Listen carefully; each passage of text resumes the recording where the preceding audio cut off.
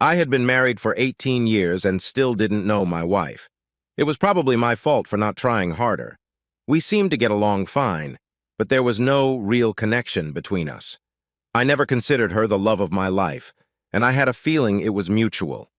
But we were compatible enough to have 3 teenage children. I worked in the claims department of a large auto insurance company. It was an office job with good benefits. I would have retirement benefits in 3 years. We owned our own home, but the mortgage amount was more than the current appraised value. Noreen was a good spouse in every way. Because of her 3 children, she was a homemaker. The house was always clean, clothes washed and ironed, and meals cooked perfectly. All the housework must have been good exercise for her because she still had the same fine figure she had in high school when we met. College didn't interest either of us. We got married a year after I entered the workforce. Noreen wanted to get away from her parents and be alone. I wanted regular sex. Since we were comfortable with each other, we seemed like a good couple. Unfortunately, there was no crazy, passionate, fairy tale romance between us. The sex was always good. So far, I never felt that there were any problems between us, especially in that area. I guess I was wrong. It started at one of those horrible company parties. I didn't dance, but Noreen did. I had no problem giving her complete freedom of action just to keep her out of my way. I spent the evening sitting with several other spouses who didn't dance. Unmarried guys entertained wives and single girls on the dance floor most of the night. The only problem seemed to be that she danced with Dirk Franklin more than I thought was necessary. He was a good dancer, but he was also a wordy womanizer. Several times during the evening I lost sight of Noreen for a few moments, but she always reappeared. It wasn't the most fun evening for me, but it was a sacrifice I made so my wife could cheer up a bit.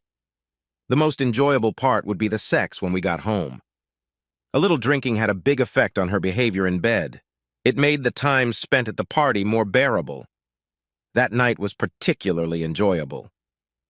On Monday morning at work, it all came off like a shot in the arm. Everything was fine for the first few hours, but then I started to notice some guys looking in my direction and some giggling. I looked closer and found Dirk chatting casually about his recent conquest. Twice he looked in my direction and smiled, or should I say smirked at me. Dirk and I aren't very close. I don't like the guy, and I didn't appreciate what he was doing. Shortly before lunch, I managed to corner one of my most trusted co-workers in the copy room. "Barry, what the hell is going on with Dirk? If that son of a bitch smiles at me one more time, I'm gonna punch him." "I'm not sure if it's true or not, John, but he's bragging to everyone about screwing Noreen on Saturday night." "That's bullshit. Noreen would never let him near her." "That's what I thought, but he's got panties he claims are hers. He shows them to all the guys and even lets them smell them." "How could he get his hands on her panties? It doesn't make sense." "John, he claims she gave them to him after he screwed her in one of the hotel conference rooms. Did you see them?" "Yeah, they were silk, gray or silver in color." "Thanks, Barry. Don't say anything to anyone. I owe you one." If Barry had said the panties were red or black, I would have just joked. But I was there when Noreen got dressed for the party. She wore her favorite silver silk lingerie set. I'd bought her a bra and panties for Valentine's Day this year.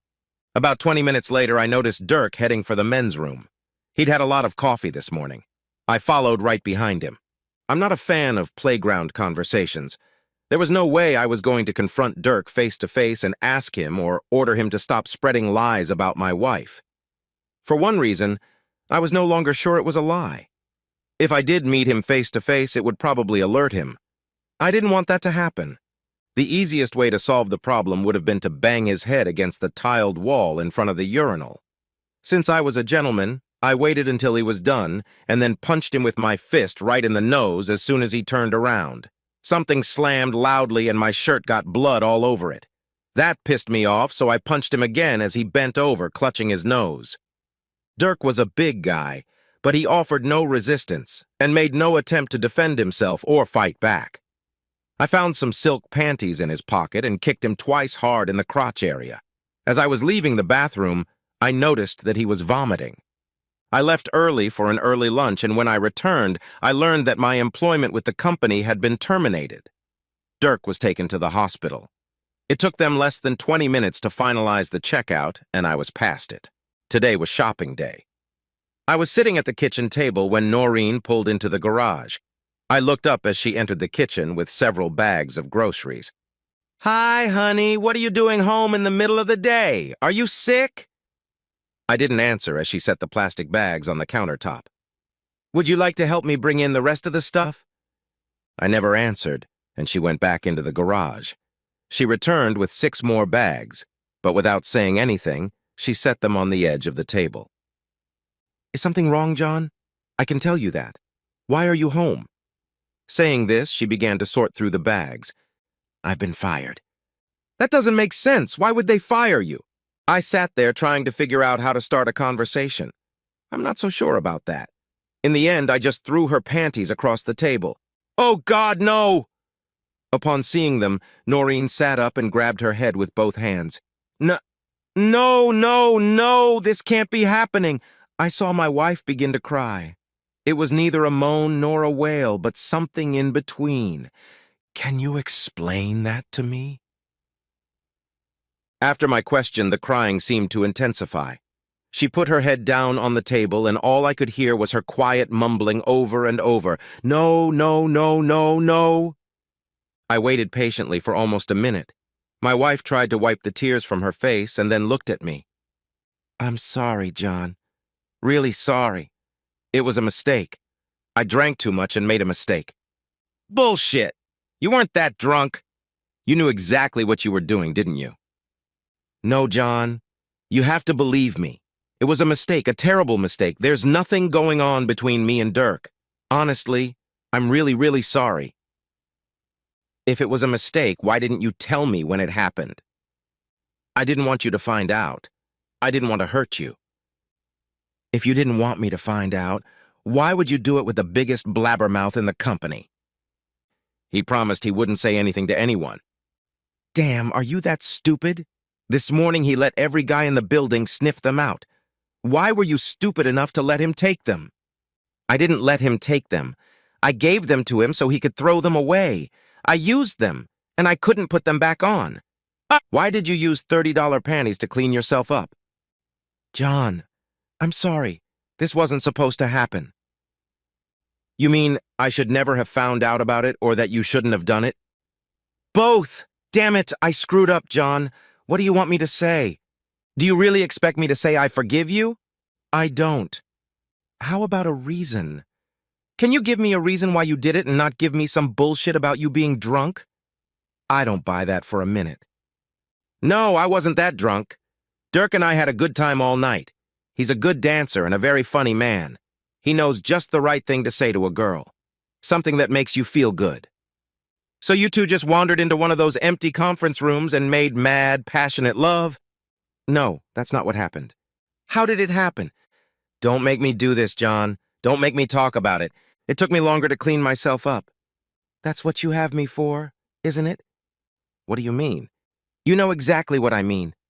What was the first thing you did when we got home? Tell me, Noreen. What did you tell me to do when we were in the bedroom?" "No, John. It had nothing to do with what Dirk and I did. Honestly. I'm sorry, but that's not how I see it." "John, you're making a big deal out of this. It didn't mean anything. It didn't mean anything. We can get through this." "Noreen, do you really think it was nothing? I lost my job. I lost my pension. I lost my wife and kids. I guess it meant nothing to you, but it meant everything to me." My wife just sat there and looked at me while I got up out of my chair. "I have to leave now. The police will probably be here soon. I don't want to talk to them right now." "Why are the police coming? What else is going on, John?" "I'm afraid I offended your lover a little when I returned your underpants. That's why I was fired. I'm sure the police have already gotten a statement from Dirk. Hell, I could spend a couple months in jail just so you could sleep with me for a minute. Thanks a lot, sweetheart." "Where are you going? What am I supposed to do now?" "I don't know where I'm going to be. I loaded all my stuff in the car while you went shopping. I'll call you later." She looked like she was about to turn the waterworks back on. I turned around before heading out the door. "I reserve the right for you to explain what happened to the kids. If you lie or distort the truth, I can guarantee you'll regret it. I had enough money in my bank accounts to last at least 6 months. Before I left town, I paid off all my credit cards and canceled them. She could spend the money as she wanted or was forced to, but I didn't want to run out of money. I was sure she would take care of the kids. They would be out of school for the summer in a couple weeks. I didn't know if that would make Noreen's life easier or harder. I had no idea what I would do when the money ran out. I wasn't even sure if I would be able to collect unemployment since I was laid off for good reason. The first night I stayed at my brother's house in Schuylkill Haven. He had a small apartment and was more than willing to shelter me under his desk until I found something permanent. The next day, I moved into a small, furnished one-bedroom apartment that included utilities. There was even cable to connect to the internet. Since I left the house, my phone had been off. I didn't feel like answering the phone, but I knew I would have to talk to the kids sooner or later. Working with Robbie was easy, but not particularly enjoyable. The other three guys were skilled at climbing trees, as well as picking cherries and chopping stumps. My job was to act as a helper for them. They seemed to appreciate my efforts and were more than willing to teach me all the little tricks and skills. I kept busy and tried my best to forget about the problem with Noreen. The only thing I knew for sure was that I would file for divorce as soon as possible. Terry was my oldest daughter. She was smart and sweet as candy. She was graduating from high school in 2 months and was enrolling in dental technician classes at the local college. Brian was to join the Marines as soon as he graduated next year. Sal had 2 more years of school left, and all she wanted to do was get married and have children. She had once wanted to be a teacher, but I think she had outgrown that. They were all good kids. Brian ran all over the neighborhood because he felt it would help him become tougher for a career in the service. Terry worked as a candy saleswoman at one of the local hospitals. I'm not sure, but I think Twitter was invented by Sal.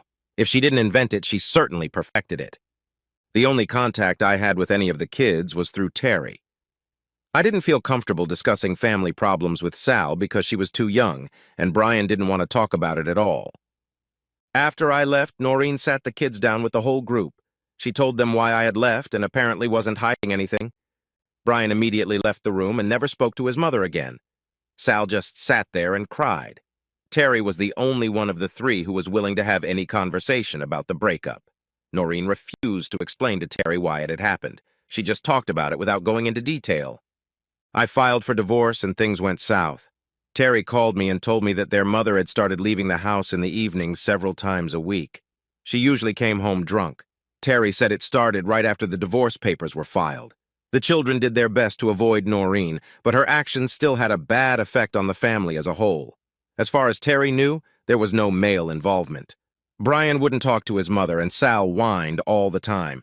Terry was the only one who interacted with Noreen at all, and that was usually pretty limited. I didn't like it, but as long as Noreen didn't bring any boys home, I didn't feel I had to pry. A week later, things got really bad. I was at work with Josh and Jimmy, 2 climbers. They were at the top cutting branches, and I was working on the ground feeding into the chipper. Things seemed to be going pretty well until I was approached by 2 guys who drove up in a Dodge. It was common for people to talk to us while we were working. They were usually interested in what we were doing and what the rates were. I always had a supply of Robbie's business cards in my shirt pocket for such occasions. As I was holding out a business card to one of the visitors, the second of them gave me a hard punch in the temple. It was unexpected and produced the results he was seeking. I was on all fours trying to regain consciousness when they started stomping on me with their boots. There was no time to think, plan, or take any defensive action. They successfully immobilized me before I realized what had happened. The best I could do was curl up and try to minimize the damage. I'm not sure how long it lasted, but it stopped as suddenly as it started. Josh tried to get me to sit up.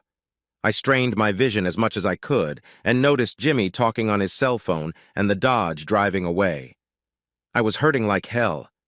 The worst part was that I couldn't breathe. Every time I tried to inhale, a sharp pain pierced my right side. It was my first broken rib. It was then that I noticed that the bigger of the 2 guys was lying on the ground next to me. His head had turned into a bloody mess. Jimmy and Josh noticed what was going on and tried to get down to help me as soon as they could. To speed things up a bit, Josh lowered his chainsaw by the safety rope and swung it at the guys who were kicking me. The dangling steel chainsaw hit the larger of the 2 guys in the head, and it looks like he lost his ear. His buddy, wasting no time, got the hell out of there. Even though the chainsaw wasn't really working, it left a huge gash on the baboon's head. After a few minutes, he started to move, and Jimmy gave him a good kick in the balls. Other than one hard kick to the head, all the other damage was done to my body. I just sat motionless until the ambulance crew arrived. I refused to ride in the same ambulance with the guy who attacked me, so the local police ended up transporting him in the back of the patrol car. When I got there, Robbie was in the hospital. The big guy had a deep gash on the side of his head. His ear wasn't blown off, but he was badly mangled. I didn't feel too bad, but the doctor and Robbie insisted I stay the night. The cops picked up the other big guy in the Dodge before he'd gone 10 kilometers.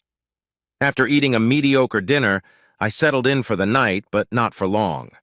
It was almost 1 a.m. when my cell phone rang. Who the hell would be calling me at this hour? In fact, who would call me at all? Dad, it's Terry. We have a problem and we need your help. I don't think I can help you right now, but what the hell is so important that you're calling in the middle of the night? Mom's in jail, and someone has to bail her out. What's she in jail for? She crashed her car and she got busted for a DUI. Is she okay? She's not hurt? Not really, but the car's in pretty bad shape.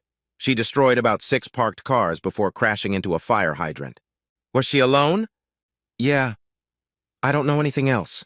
She won't be released until some kind of bond or bail is posted. I didn't know what else to do, so I called you. Terry, we got a little problem. I'm not home right now. I'm at Pottsville Memorial Hospital. I was injured at work today and the doctor wanted to keep me overnight. I'm fine, but I can't leave. Maybe you should call your Aunt Sarah. She'd probably be more than happy to help your mom. What's wrong? Why are you in the hospital? I broke 2 ribs. They wrapped me up like a mummy, and I don't know if I can even drive. I'll be fine, so don't worry about me. I just need to rest for a few days. I didn't see the need to tell her how the accident happened. She had enough problems of her own right now. Is there anything I can do for you? See if you can find out a little more about what happened to your mother. I'm just a little curious. Okay, I'll call you tomorrow afternoon and see how things are going. Robbie drove me to my apartment and put some microwavable food in the freezer. I asked him to buy me a couple 6-packs of beer, but all I got was some Coke. I was able to move fast enough to go to the bathroom and feed myself. Unfortunately, I was forced to watch the Adam Sandler movie festival all day. Shortly before dark, Terry called. Noreen was having drinks with some people who worked at my former company. I thought it was interesting since I no longer worked there. I had no idea she had any friends who worked there other than Dirk. They were just starting to have fun when the police showed up and arrested Dirk. Noreen got very upset and started drinking more than usual. Before closing time, she refused to call a cab and let anyone drive her home. Terry was never able to find out why Dirk was arrested and why Noreen freaked out when it happened. We talked for a few more minutes. Terry was glad to hear that I was home and could take care of myself. They wanted to come over to my place, but they didn't have a car. Sarah had bailed my wife out, but Noreen hadn't come home. Terry gave me Sarah's cell phone number. Sarah, it's John. What the hell is going on? Your wife's a mess, John, and it's your goddamn fault. Whoa, wait a minute, Sarah. How is this my fault? You left her, that's why. You left her with 3 kids and just ran away. Who the hell do you think you are? Come on, Sarah, you know me better than that. Why would I just get up one morning, quit my job, and leave my wife and kids? Does that make any sense to you? Noreen said you were fired and that you were taking it out on her. Did she say why I was fired? She said you beat up a guy at work because she danced with him at a company party. Sarah? She wasn't dancing with him. She slept with him. Right at the party. She told you that? There was a short pause. No, she didn't tell me anything like that. I didn't hit the guy because he was dancing with your sister. I hit him because he fucked her and then bragged about it to everyone in the damn company. She even gave him her underwear as a token of her appreciation. There was no answer on the other end of the wire. Did she say why her boyfriend was arrested last night? No, but she said you had something to do with it. Our conversation was interrupted by a knock on the apartment door. Sarah, I gotta go. I'll call you tomorrow. The cop at my door was an ugly guy, and he was also my brother-in-law. Come on in, Toby. It's always good to see family. You want a beer? Sure. I could use something cold. There was a Foster's hidden behind the Coke Robbie brought in. I had a nausea attack from the pain pills. John, we found the guy who helped you at the station. The two guys he hired to beat you up were more than happy to point him out. I believe it was Dirk Franklin? That's right. I assume you know him? He was messing around with Noreen. I tried to persuade him to stop, but he didn't seem in the mood for it. He confessed to everything, so this will save us the expense and trouble of a trial. The judge will sentence him and his two buddies on Friday. I'm not sure, but I'm guessing he'll get 2 to 3 years, probably right here in the county jail. That's good news. Toby couldn't help but chuckle. You're gonna get your revenge, aren't you, John? I'm hoping for some help from a few friends. You're not going to get me into any trouble, are you? It sounds like you volunteered to help, Toby. That's one way to put it. I gotta go. If you want to talk to this guy, he'll be in the city jail until sentencing. I'll come by tomorrow morning. How's Sally, by the way? Are you looking after my sister? I think it's the other way around. She's looking out for me. The hardest part of getting to the police station was getting in and out of the truck. I didn't know what was worse, being tied up like a mummy or not being able to bend over. When I entered the room, a wide grin was shining on Dirk's face. Looks like you're a little sore there, Mr. Esterly. Did you trip over a tree branch? He seemed to like the grimace on my face as I sat up. Welcome to Schuylkill County, Dirk. This is my territory, and I'll make sure you enjoy yourself while you're here. I don't think so, John. I'm bailing out of here on Friday. Was it worth it? Not because of what I saw, you bandaged up like a turkey. Looks like you lost your job and your wife. Was it worth it to you? I didn't understand the question. I never did anything to you that you didn't deserve. You should have just left it alone. I was better than you, and I still am. I think my wife thought so, too. Well, she's all yours now. I hope you like her. Oh, I will. By the way, I've enjoyed her 3 times since you left. Once was at home in your bed while the kids were at school. You really pissed her off when you served her with divorce papers. That son of a bitch did everything he could to piss me off. If the judge decides to let him serve time in state prison, it'll be harder for me to pay him back. The DA's office was on the 3rd floor, and the old courthouse didn't have an elevator. Not exactly wheelchair-friendly. Seems like one of the charitable organizations should take care of that by now. John Esterly, I hear you're back in town. Elizabeth Vargas graduated first in our class. She went to Pennsylvania State University on a full scholarship and earned her law degree. She married the captain of the soccer team, who was the only guy in our class to go to the U.S. Air Force Academy.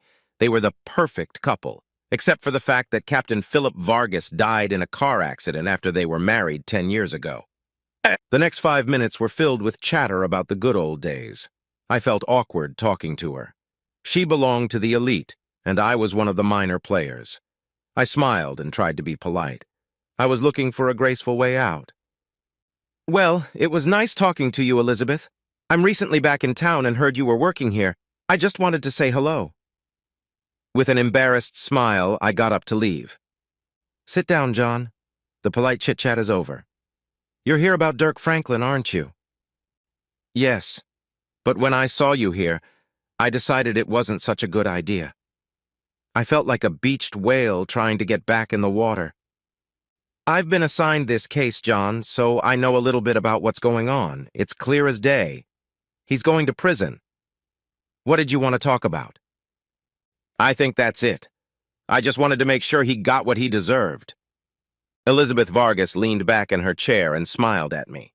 It was pretty funny because usually you imagine big, tough guys doing it. You're starting to piss me off, John. I don't like it.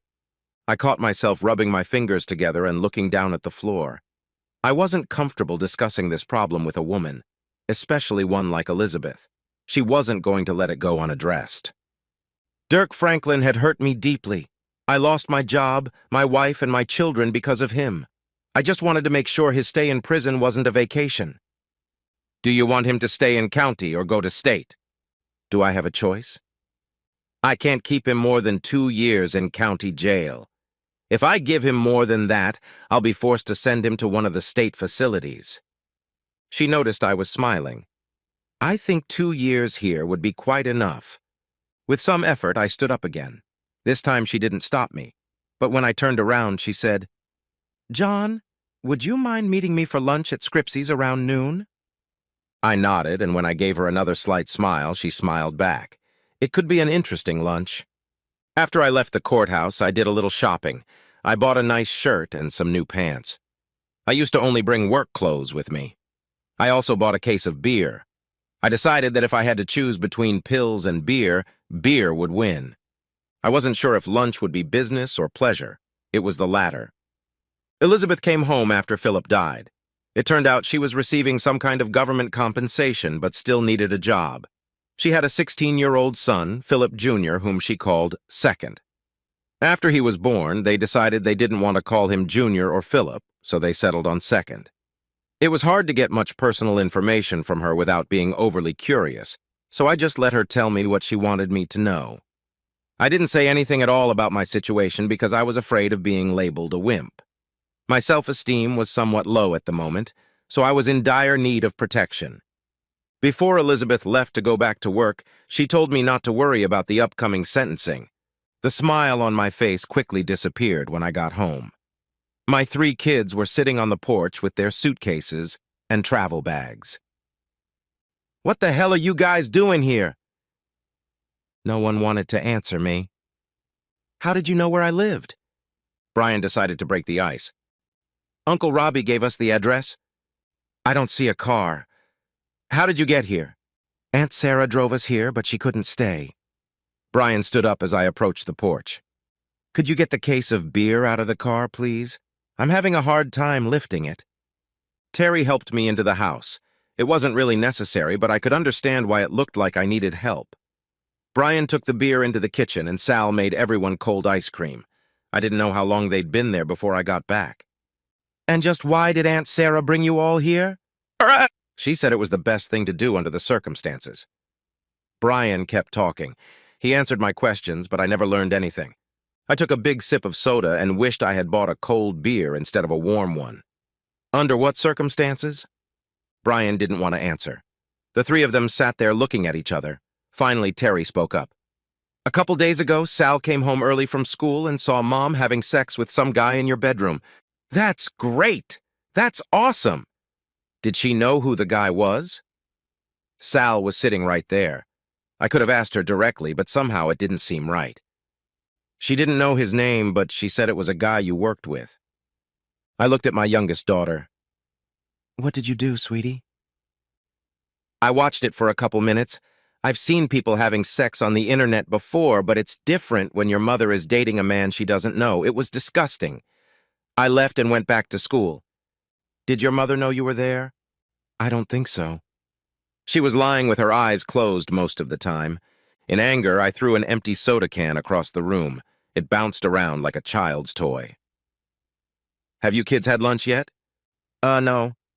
"Terry, how about ordering us a couple pizzas?" While the kids were sorting out their things, I called my lawyer and had him redo the divorce papers so I could get full custody.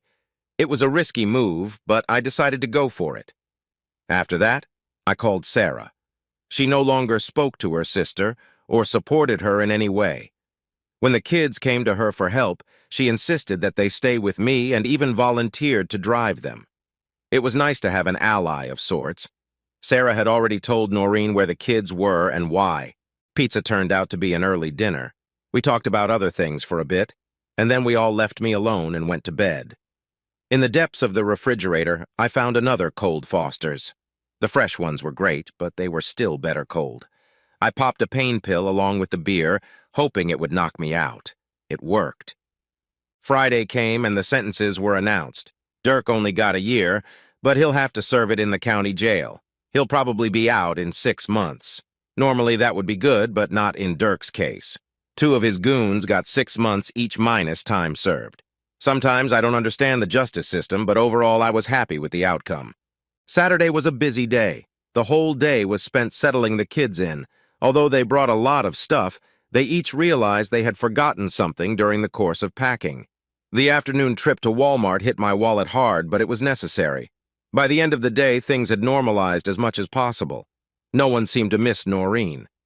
When we got home, I realized I was running low on pain pills, so I started drinking more beer. I didn't plan on driving or operating any heavy equipment. The next morning, I was trying to get all thoughts out of my head when I heard Toby talking to the kids. I pulled on my jeans, but instead of a pain pill, I just swallowed 2 aspirin pills. Eventually, I had to wean myself off of it. My appearance in the kitchen was greeted with a round of applause. My family showed little sympathy for my woes. The general consensus was that I drank beer because I wanted to, not because I had to. They were right, of course. Terry poured me a cup of hot coffee as I plopped down at the table, and then all 3 kids dispersed as if they knew Toby and I needed to talk. "We've got a little problem, John. I was just starting to get used to things being settled, and Toby decided to indulge me with something new." I tried to take a sip of my black coffee, but it was too hot. I set the mug on the table with a sigh. "Okay, Toby. Surprise me. What's the new problem?" Saturday morning, the guards found Dirk Franklin in the prison laundry room. Someone had beaten him to a pulp.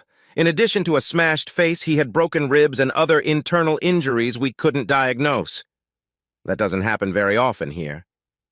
Wow, it didn't take him long to piss off his new friends. "We don't think it was anyone new." Toby noticed me smiling as he took another sip of his morning drink. It was still hot, but it was getting better. Apparently, someone had let it slip that Dirk had given up his hired help to get his sentence commuted. Although his thugs got less time than he did, they weren't very happy about the news. We don't have any proof that they did it, and frankly, we don't have much interest in investigating the case. I stood up and filled Toby's cup again. He noticed I was still smiling. "That's the problem, John. The coffee was great, but the smile disappeared from my face." They had to move Dirk to a hospital in Allentown. There was a guard watching over him, but last night Dirk disappeared. No one knows when or how. The staff didn't think he could leave on his own, but it looks like they were wrong. I never finished my coffee. I just got up and poured it down the sink. Toby sat quietly, and I stood looking out the kitchen window. There was no view out there, just the brick wall of the neighboring store. It didn't matter what I was looking at. I had never felt threatened by Dirk, but the thought of him walking around on the loose irritated me. After a few moments, I heard my brother-in-law get up from his chair. "John, I'll keep you posted on what's going on. If I find out anything, I'll let you know."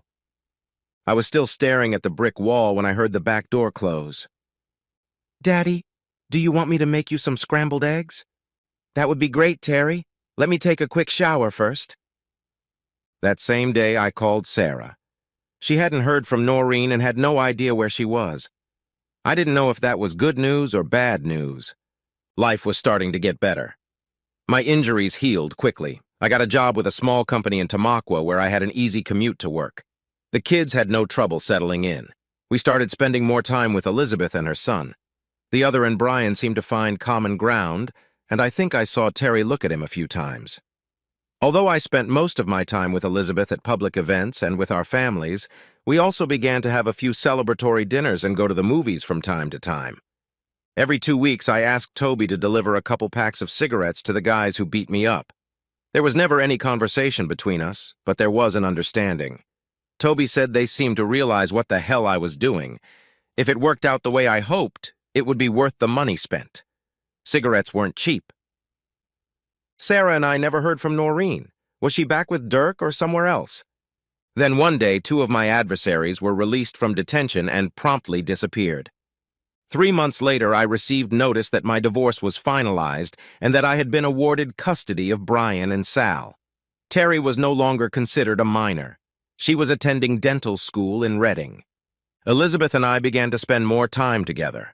While all of this was going on, I still couldn't shake the thought that somewhere out there, nearby, Dirk Franklin was lurking. Did he still harbor some grudge, or had he already retired from the business? I could never be sure, and it bothered me constantly. I took a job with a small independent auto insurance company in Pottsville. 6 months later, Elizabeth and I were quietly married. The only stipulation of our marriage was that she had to keep her old last name of Vargas. She had several reasons for this, and I couldn't blame her for it. Elizabeth learned that Noreen worked and lived at the Salvation Army in downtown Philadelphia. Although we never saw her again, She started sending birthday cards to the kids. Then I started getting cards. They came at different times, on Flag Day, Veterans Day, Tree Planting Day. They always said the same thing, "Thinking of you, DF." Of course, I showed them to Elizabeth, but we never figured out what to do with them. They came from various places on the East Coast. At first, I threw them away, but as they became more and more numerous, I became more and more concerned. Dirk Franklin was like a cockroach that I had no idea how to get rid of. Elizabeth was doing her best to keep me under control. I appreciated her support, but I felt helpless. The card I received about 2 weeks before Christmas was more ominous than the others. "I have a special gift for you. See you soon, DF." Dirk had never shown any desire to hurt any of the kids, but I wasn't sure if he still felt that way. I caught myself constantly worrying about Elizabeth and the children. He was out of my life, but he was still causing me distress. All I could do was wait and be ready for him to show up. 2 days before Christmas, it was finally over. It was an ordinary greeting card, but inside was a clipping from the Baltimore Sun newspaper. The body of a man identified as Dirk Franklin was found today in a burned-out automobile near a brickyard in Glengarry. Police were unable to determine the true cause of death because of the condition of the body, etc., etc. The postcard was not signed. It simply said, "Thanks for the cigarettes."